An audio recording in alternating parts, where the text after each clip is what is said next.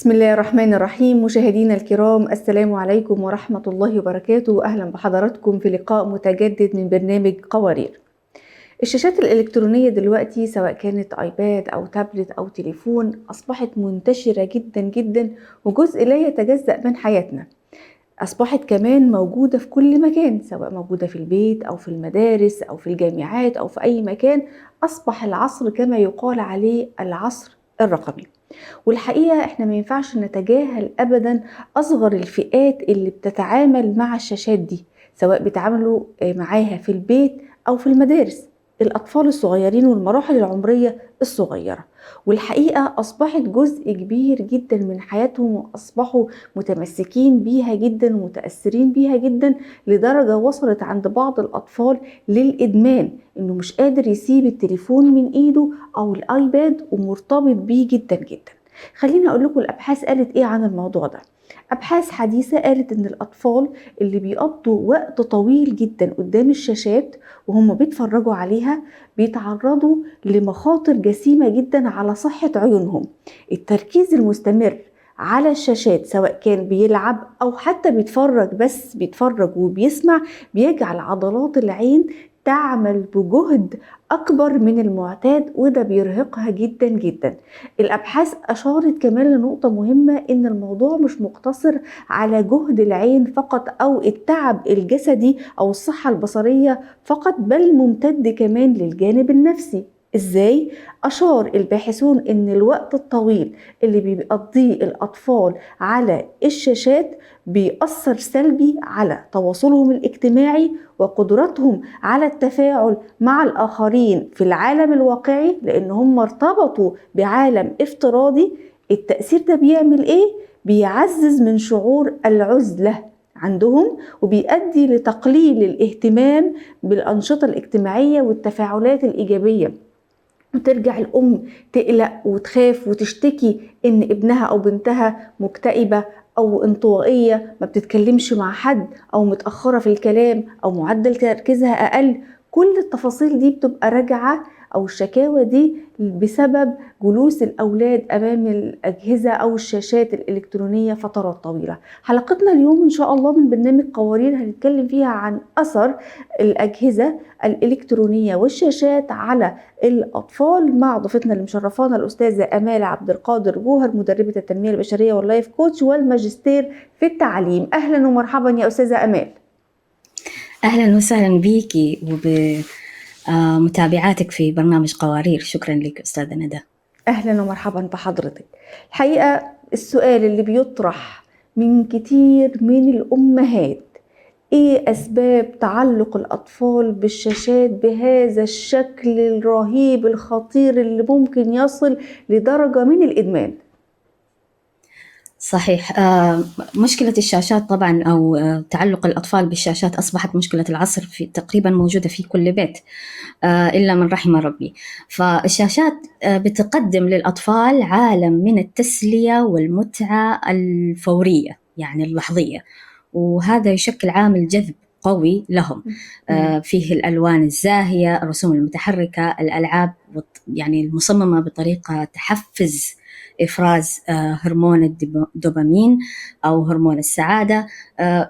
هذا يخليهم يتعلقوا بالشاشات بشكل أكثر. في دراسات قامت بها الأكاديمية الأمريكية لطب الأطفال أظهرت بأنه التعرض، زي ما حضرتك ذكرتي، التعرض المطول للشاشات يزيد من تفاعل الأطفال السلبي مع بيئتهم، ويقلل من اهتمامهم بالنشاط الحركي أو بالأنشطة الأخرى مثل الألعاب البدنية والألعاب التي تعتمد على الذكاء والفطرة. نعم، ممتاز جدا. وأيضا لدينا مشكلة أخرى، هي أنه الطفل يحاكي تجربة الأهل، أو أنه يقلد ما يفعله الأهالي. فهنا دي مشكلة كبيرة جدا وكارثة، لأن القدوة ماسك التليفون 24 ساعة في البيت، حتى لو كان في شغل أو كده، لكن الطفل مش ما يعرفش هو بابا ماسكه ليه أو ماما ماسكة التليفون ليه، فبالتالي هو بيقلد. بالضبط هذا اللي قاعد يحصل. هذه المشكلة إنه الأهل ما قاعدين يكونوا واعيين بشكل كافي بإنه الطفل يعني حتى مع صغر سنه بيلاحظ، بيتعلم، عينه بتتدرب على الشكل اللي هو الأهل، الوالد أو الوالدة ماسكين الجهاز اه. متعلق فيه، فبيتعود على الإحساس هذا وبيعرف إنه كل ما كبر إنه هذا الشيء ممتع ولطيف وجميل وفيه يعني قضاء وقت ممتع. هذه الحاجة بتتركز في العقل اللاواعي للطفل من صغره، يعني من شهور، من وقت الولادة. كل ما شاف الأهل متعلقين بالأجهزة كل ما صار هو أيضا متعلق بالأجهزة كل ما كبر، ويكون سهل عليه. حتى بيكونوا الأهل المتعلقين بالأجهزة سهل عليهم أنهم يهدوا أبنائهم في عمر صغير جدا، أو يعطوهم أو يعني يعرضوهم للشاشات بشكل أسهل عليهم، يعني حتى سواء كان تلفزيون، سواء كان جهاز آيباد أو جوال أو ما إلى ذلك. نعم. تمام. طيب إزاي الأم أو الأب يعرفوا إن ابنهم أو بنتهم خلاص بداية التعلق بالشاشات دي علشان يبدأ معاهم من الأول يوقفها، وإزاي يبدأ يوقفها بدون مشاكل أو بدون صراخ من الأولاد أو يعني مش عايزين نوصل لدرجة الارتباط الشديد. جميل السؤال. كيف، ما هي العلامات الأولية؟ صحيح، يعني إيش أول شيء أنا المفروض أنتبه له؟ غالبا بيكون إنه أشوف يعني إذا طفلي أو ابني قاعد يحب إنه يقضي وقت أطول على الأجهزة أو على الشاشات أمام التلفاز أو على الأجهزة أكثر من وقته معي، فهو طفل المفروض إنه يكون متعلق بوالدته أو بوالده، يحب إنه يطلع معاهم، يحب إنه يلعب مع أقرانه مع أصدقائه، يحب الجمعات اللي فيها أطفال فيها ناس. المفروض بفطرته إذا تغير شيء في الفطرة هذه، إذا حسيتي بإنه بدأ ينعزل، بدأ يحب إنه يكون لحاله، بدأ يصرخ، أصبح فجأة عصبي بشكل مبالغ فيه، بشكل غير مفهوم، يزعل أو يغضب لمجرد إنك قاعد تبعديه من الشاشات أو تطفي منه التلفزيون أو تاخذي منه الآيباد. هنا هذه كلها علامات خطر تدل على إنه الطفل بدأ يدمن أو بدأ يتعود على الجهاز هذا بشكل حيوصله للإدمان لا سمح الله لو ما تداركت الأمر. ممتاز جدا. طيب بعض الأمهات بتبقى شايفة إن الموضوع بسيط، انتوا مكبرينه قوي ومدينه أكبر من حجمه، إيه يعني لما يقعد شوية قدام الآيباد أو قدام اللابتوب مفيش أي مشكلة. خلينا بقى نرد على الأمهات دي ونقول لهم إيه هو الأثر الخطير اللي بتسببه تعرض الأطفال للشاشات مدة زمنية طويلة.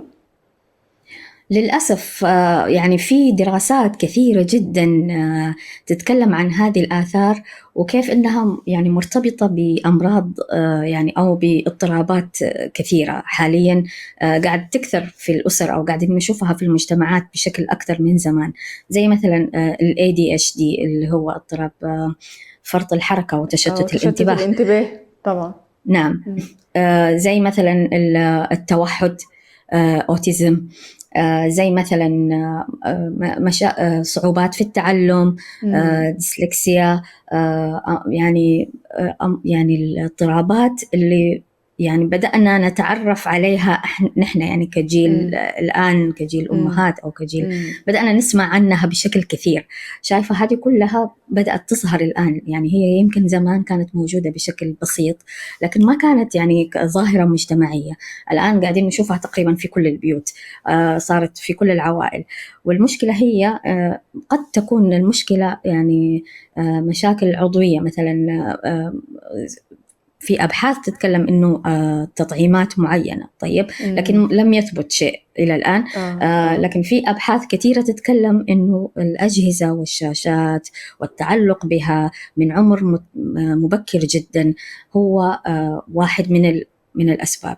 للأسف ال WHO منظمة الصحة العالمية لم تعمم التجربة ولم تصدر أي قرارات أو تحذيرات أو تنبيهات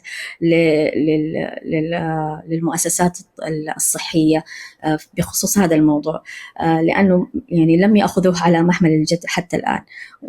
الله أعلم إيش الأسباب، لكن يعني بمجرد النظر أو بمجرد التجارب اللي قاعدين نشوفها حوالينا تلاقي إنه في عامل مشترك في البيوت اللي فيها مثلا، يعني أنا ما حقول إنه كل الحالات اللي فيها اضطرابات، سواء اضطرابات زي ال ADHD أو التوحد وما إلى ذلك، إنه يعني لا نعمم، لكن أغلب الحالات بيكون في تعلق بالأجهزة. يعني إما الطفل إنه من بدري، من عمر شهر، شهرين، 3 شهور، 6 شهور بدأ يتحط قدام التلفزيون ويتعرض أمامه مثلا كرتونات، كرتون أطفال، أيوة. أغاني أناشيد أطفال ورا بعض بالساعات، ويكون هو طفل لم لا يستطيع الحركة أصلا، لا يريد الحركة لأنه ثبت خلاص أمام هو اتثبت قدام الشاشة وبيسمع الأغاني واللي شايف الكرتون، فكل انتباهه كل حواسه كلها في حالة من الانتباه. بالضبط، حالة من التركيز اتجاه واحد، يعني التركيز هو بس يستقبل من بالظبط، غير هو متلقي وبس، ما بيعملش أي نشاط ولا أي حاجة. بالضبط. فهنا بيتأخر في المشي، بيتأخر في النطق، بيتأخر في الحركة، بيتأخر في الاعتماد على نفسه، الأكل بنفسه، بيتأخر في الاهتمام بنفسه، حتى إنه يلبس بنفسه، بيتأخر في أشياء كثيرة. وهذه كلها يعني دراسات، يعني في ناس اشتغلوا على هذا الموضوع وأثبتوا فعلا إنه هذا هو التأثير. بس كل ما كبرنا في العمر كل ما كان التأثير مختلف. فهنا ممكن الأمهات اللي يقولوا لا الموضوع مش لهذه الدرجة من السوء، أيوة. يعني أنا عادي، يعني ممكن أخلي بنتي أو ابني يجلس أمام الجهاز حقه لفترات لساعات. فهنا نتكلم عن العمر. كل ما كان العمر أكبر كل ما كان أنضج، كل ما كان عاش التجربة الطفولية، يعني طلع لعب، مشي في الرمل، لعب في الحديقة، عمل أشياء، ألعاب، ركب أشياء فوق أشياء، يعني اشتغل شوية في طفولته. إذا مشي يعني إذا كان اتربى على هذا الشكل وبعدين لما كبر شوية أعطيناه جهاز لأنه أصبح مسؤول ومعه جوال، هنا الموضوع يختلف طبعا، يعتمد على حسب نضج الطفل وما إلى ذلك وحسب أهمية. لكن نعم، تفضلي. طيب أنا دلوقتي عايز أعالج، وقبل ما هعالج ما هو أنا مش هسحب منه التليفون أو الآيباد وأنا مش مدياله بديل، أنا لازم أعوضه عن البديل. وأمهات كتير بتقول مفيش بديل، مفيش حاجة هتعوض ابني أو بنتي تخليه يسكت عن صراخه من إن هو عايز الآيباد أو التليفون. طيب قولي لنا، هل فعلا في بديل أقدر أعوضه قبل ما أسحب تدريجيا منه؟ في ما شاء الله تبارك الله، يعني بعض المختصين التربويين زي مثلا الدكتور مصطفى أبو السعد، زي الدكتور جاسم المطوع، دكتورة آمنة الشطي، في يعني دكتورة هبة حريري، الجميع وأكثر منهم كثير منهم، يعني كلهم دكاترة ومختصين، وسواء في التربية أو في الاجتماعيات. فهنا بتلاقيهم كلهم يعني بلا استثناء أجمعوا على أول شيء لازم نأخر اقتناء الجوالات للأطفال. يعني أقل عمر ممكن يكون هو عمر 14 أو 15 سنة، هذا أقل عمر. ده بالنسبة للزمن اللي احنا فيه ده العمر ده كبير جدا جدا يا أستاذة أمال، ناهيكي عن أن بعض المدارس أصبح دلوقتي طريقة التعليم فيها عن طريق التابلت، ولازم يدخل عليه ويذاكر ويبقى متابع الشيتات بتاعته والكويزات والحاجات دي. فلا صعب، ده هو من كيجي وهم بيعملوا معاهم كده. صحيح.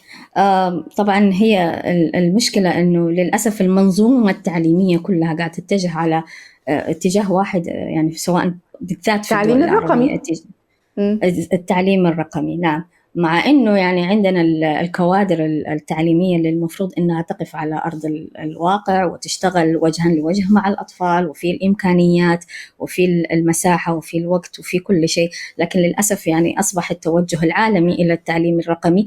لكن لو لاحظتي التعليم الرقمي قاعد يكون يعني مركز أكثر في الدول العربية. في أوروبا الموضوع مختلف تماما، التعليم هو وجها لوجه، إلا إذا أنت حبيتي مثلا تشركي أبنائك في مثلا دورات خارجية، لكن التعليم الأساسي هو إنه الطفل يروح للمدرسة، تعليم الكلاسيكي اللي إحنا نعرفه يعني. يعني ما في مجال كتير لأنه الأجهزة تكون في متناول الأطفال إلا إذا كانت للترفيه. أوكي، فطبعا هو اجتهاد، الأهل يجتهدوا مع أبنائهم طالما هم عارفين بالسلبيات اللي ممكن تحصل للأبناء وواعين بدا الشيء. أوكي، يشتغلوا معهم شوية شوية، يعني يكون في تأسيس روتيني مبكر من بدري، من البداية. نحدد وقت للشاشة، نضع قواعد واضحة وبشأن متى وأين يمكن للطفل أن يستخدم هذا الجهاز. ما يكون الموضوع براحته يعني، وما يكون في متناول يده 24 ساعة. وأيضا النقطة المهمة جدا اللي هي تكلمنا عنها، أنك تكوني قدوة، أن نكون قدوة. يعني أوكي، الطفل في أثناء هو في المدرسة أو مشغول بعمل ما، أنت تقدري وقتها تمسكي جهازك وتسوي كل شيء تبغي تسويه، سواء متابعة على السوشيال ميديا، سواء كان عندك شغل تشتغلي، بحيث أنه لما يجي الطفل ما يشوفك متعلقة بالجهاز، يشوف إنه الجهاز بعيد عنك. بالضبط. ما يشوفك إنه أنت لك، ولو حتى يعني لو أنا قعدت عليه مدة ما يكونش مدة طويلة، يعني بخلص حاجة سريعة وبخلص. بالضبط. وكمان تشركيه في الحاجة هذه عشان يفهم إنه ما في سر بينك وبين الجهاز، لأنه كون إنك بس ماسكة الجهاز كده لحالك وتتونسي مع أحد وتضحكي أو تشوفي شيء لحالك، وبعدين لما يجيك الطفل تقفليه وتحطيه على جنب، هنا بيحس الطفل بالتريجر، يعني بإنه في شيء، في إيش هو، وهذا الجهاز خطير، يعني عارفة. بالضبط. ويبقى يبدأ الفضول بقى، فضول، يصير عنده فضول إنه يقتني هذا الجهاز، إنه يكون أيضا عنده الخصوصية والحياة الخاصة، إنه يكون في عنده الإحساس إنه صار كبير زي والدته زي والده وهذه الأشياء. نقطة أخرى مهمة جدا، الانخراط في حياة الطفل. شارك الطفل الآن في كل الأنشطة اللي يحبها، أشركيه في أنشطتك. يعني في كلمة جميلة جدا، واحدة دكتورة تربوية قالتها: أحب أشغل أبنائي بي بدل ما ينشغلوا بأشخاص آخرين. كيف؟ مثلا عندها مؤتمر بتروحوا تكلمهم، تقول لهم إيش ألبس، اختاروا لي إيش ألبس، يبدأوا هم ينشغلوا بإنه إيش، ماما البسي هذا في اليوم الفلاني، بعدين أعملي كده. طيب أنا محتاجة أروح أعمل مثلا، ألقي كلمة، شوفي لي إيش الكلمة اللي ممكن تكون افتتاحية مناسبة، تعطي مثلا بنتها المهمة هذه، فتشغلهم بنفسها وتنشغل معاهم في حياتهم هم. مرة يعني حسسهم بأنهم يعطيهم الإحساس بأنهم صاروا كبار قريبين من الأهل. بالضبط. ما يفوتهم يعتمد شيء عليهم، في مسؤوليات بتوكل إليهم، وما قاعد يفوتهم شيء. مو زي لما يكون انت معاكي جهازك وتشتغلي وتقفليه اول ما فاتني، الطفل بيفكر انه اوف ايش هذا الشيء اللي فاتني، عارفه. ممكن يسالك ايش يا ماما، ايش اللي ضحكك، او ايش اللي شفتيه كده، عارفه. بالضبط. نعم. طيب، بعض الأمهات بتقول خلاص أنا فقت وقررت إن أنا أمنع الآيباد والتليفون وأي شاشة من الشاشات دي في إيد ولادي، وتلاقيها قامت الصبح خدت التليفون خبته، ولا خدت الآيباد عنته، وخلاص على كده، ويتفاجئ الابن أو الابنة مش لاقي الحاجة اللي كان بيستمتع بيها. طب أنا أعمل إيه دلوقتي؟ هو بيصرخ ومش قادر يتحمل غياب الأجهزة دي، وهي خلاص قالت لا، هو ده المنع، ده هو التمام، هو ده التربوي.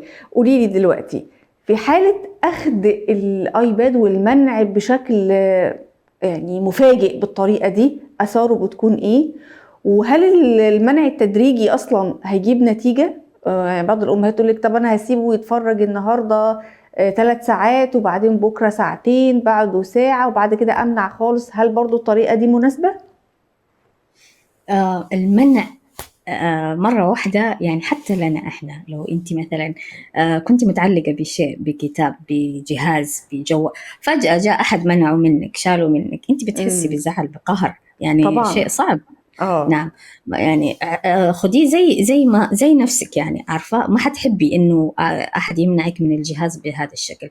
نبدأ بالتدريج، بالتدريج. يعني احنا عارفين كيف أبناء الجيل هذا، يعني يبغى لهم أخذ وعطاء، تتكلمي اهم، معاه، طبعًا، تفهميه، تشرحي له، إمم، تقولي له شوف حنعمل كده، طيب نتفق نعمل جدول. بالتدريج، تقليل وقت الشاشة تدريجيا. ما نمنع بشكل مفاجئ حتى إيش ما يصير في انهيار في إمم، العلاقة، ما يصير في يعني شرخ في العلاقة إمم، بينك وبينه. إمم، نعوض الوقت اللي كان المفروض يكون وقت الجهاز، نعوضه بأشياء ممتعة للطفل، ممتعة له هو يحبها، أشياء ندور ننمي المهارات، نشتغل على مهارات الطفل، ننمي هواياته، نزيد من الهوايات. وفي حاجة جميلة، كان في برنامج عن العمران الحديث، كيف انه كان في الجزيره إمم، برنامج عن العمران، او كيف انه الشقق او البيوت الان قاعده تتبني بطريقه إمم، تخنق الطفل، تخنق إمم، الطفل فعلا. يعني سواء كان زوايا الشقه جوة البيت، الغرف، سواء كان حجمها، سواء كان المكونات اللي في البيت، كلها أشياء تمنع تطور الطبيعي للطفل ونموه الطبيعي. ف يا ريت لو انه في امكانيه، لو كان في امكانيه لاي اسره انها مثلا تظبط بيتها بحيث انه يكون مناسب للطفل يسرح ويمرح فيه كما يريد، او إمم، انه مثلا يكون في عندها مساحه خارجيه مثلا برا البيت، يعني يكون وقت يعني إمم، بشكل يومي، بحيث انه يطلع الطفل يعني يلعب في التراب، في الطين، إمم، عادي زيه زي اطفال زمان، يعني زي ما كنا احنا نلعب، آه، يلعب بالحجاره، يتسلق الاشجار، إمم، يعيش مع الطبيعه شويه. هنا بيخف التوتر، بيخف القلق، بيخف الالم، بيخف الاحساس بانه قاعد يفقد شيء يعني مهم بالنسبة له، مهم، اللي هو الجهاز. آه، نعم. البدائل مهمة جدا، والبدائل تكون بحسب العمر. لو كل ما كبر الطفل كل ما أخذناه على يعني بشكل كأنه إنسان كبير، ونتكلم معاه ونقول له يلا نعمل جدول، ومن الساعة كده للساعة كده. كل ما إمم، كان صغير لكن كل ما كان الموضوع أسهل، كل إمم، ما كان الموضوع أسهل، لأنه طفل يتلهي بأي شيء أنت تعطيه، أنت تديه بس شوية وقت تونسي إمم، معه، العبي معه، يعني أنت عارفة بيتلهي. أحيانا كثيرة كون أنك مثلا في المطبخ وكان الطفل بدأ يحبي مثلا، بدأ يمشي، إمم، بدأ يكبر شوية، ما هو بدل ما تشغلي له التلفزيون وأنت في المطبخ عشان تكملي شغل المطبخ، تقولي له اقعد هنا وتحطي له ألعابه، خليه يدخل معك المطبخ، طفي التلفزيون، لا تشغلي التلفزيون، هو ما يحتاجه، يدخل معك المطبخ، اديله دولاب واحد يكون مثلا في له البلاستيك، العلب البلاستيك اللي احنا آه، يعني يرتّبها، بنستخدمها في كل، العب فيها، يلا هذا إمم، الدولاب حقك، عيش حياتك آه، وخلاص، وخليه يعيش حياته، ويطلعها، يدخلها، يركبها فوق بعض، إمم، يرميها. هيكركب المطبخ يا أستاذة آمال وإحنا ما بنصدّق نرتّب الدنيا.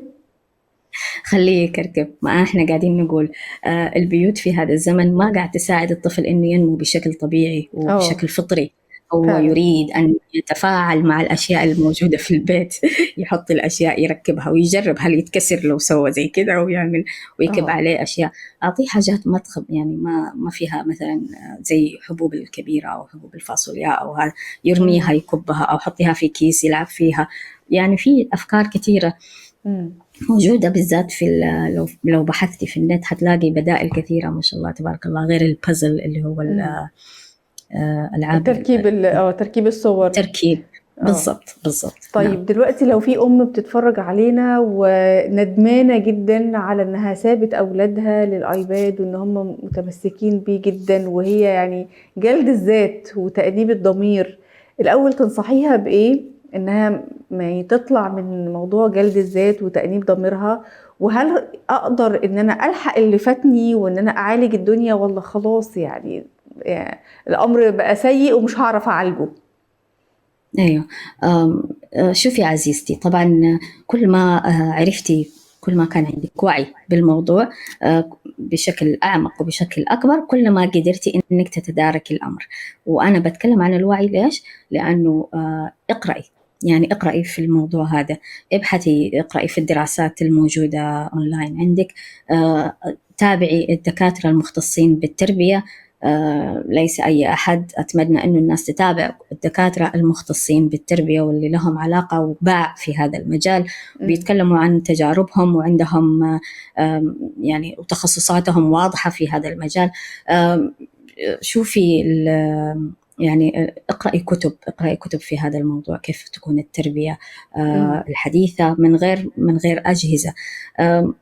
لو لاحظتي على فكرة يعني إيلون ماسك مثلا، حق فيسبوك، لا فيسبوك هذا الثاني، إيلون ماسك إكس أو تويتر سابقا. نعم، إكس وتويتر وهذه والثاني حق الفيسبوك برضو. أنت عارفة إنه عيالهم الاثنين ما عندهم أجهزة، ما عندهمش يعني ولا عندهم حسابات على السوشيال ميديا، ولا عندهم حسابات في السوشيال ميديا، مع إنه عندهم أطفال وصلوا عمر التينز اللي هو 15 16 وهم في السوشيال ميديا عندهم حاطين العمر، يعني عمر لفتح الحساب في السوشيال ميديا عمر 13 سنة. بس للأسف اللي قاعد يحصل إنه الأهالي بيغيروا في عمر الأطفال وبيدخلوا الأطفال في عمر أصغر من 13 سنة في السوشيال ميديا أو في منصات التواصل الاجتماعي. يقولوا لك طباخ السم بيدوق، لا ما بيدوقوش هو بيحضره وبيعطيه للعالم وبيرميه للناس كله. بالضبط بالضبط. في الحالة دي هو حضره بس وأعطاه للعالم كله، لكن هو ما دقوش، لا ولا حيعمل. وهم بيقولوا كده على فكرة، بيقولوا في الإعلام، في التلفزيون، أيوة. في كل مكان إحنا ما بندي أولادنا أجهزة. يعني إيش معناه هذا الكلام؟ يعني الموضوع خطير عارف جدا، مدى الأضرار اللي هتقع على أولاده، فبالتالي بيبعدهم عنها.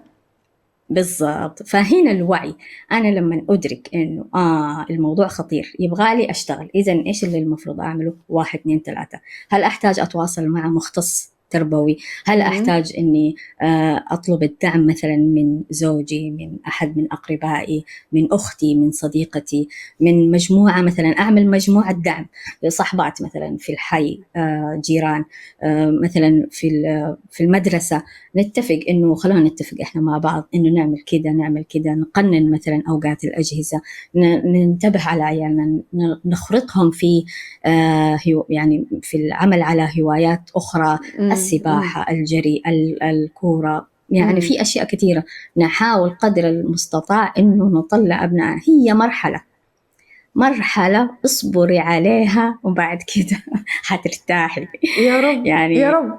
هي مرحلة أنت تصبري، تحتسبي الأجر وتدعي الله إنه ربنا ينجيك وينجي أبنائك من هذه الآفة. طيب مجرد ما شوية يكبروا يصبحوا معتمدين على أنفسهم ويبدأوا يدخلوا الجامعة، في هذه الحالة أنت ما حتكون قلقانة من خطر السوشيال ميديا أو من خطر الأجهزة عليهم، لأنه ربيتيهم صح، عودتيهم على القراءة، ربيتيهم على الأخلاق الحميدة، علمتيهم الأساسيات، عندهم القيم الصحيحة. المشكلة إنه إحنا عمر الصغير جدا قبل ما تتكون القيم الأساسية الواضحة تكون بشكل واضح تكون عند الطفل، يترمي له جهاز ويعيش بقى. بالظبط. ياخد هو بقى منه القيم وياخد منه الأخلاقيات. وللأسف لما أجي أنا أكلمه عن قيم وأخلاقيات تانية تبقى ترسخت في ذهنه القيم اللا أخلاقية للأسف الشديد اللي أخدها من بره. أنا بشكر حضرتك جدا في النهاية الأستاذة أمال عبد القادر جوهر، مدربة التنمية البشرية واللايف كوتش وماجستير في التعليم، على وجود حضرتك معانا وعلى هذا الطرح المميز. ونسأل الله سبحانه وتعالى أن يهدي أبنائنا وأبناء المسلمين أجمعين ويعيننا على تربيتهم وحسن تأديبهم يا رب العالمين. انتهت حلقة قوارير اليوم، وإلى أن نلقاكم نترككم في رعاية الله وأمنه، والسلام عليكم ورحمة الله وبركاته.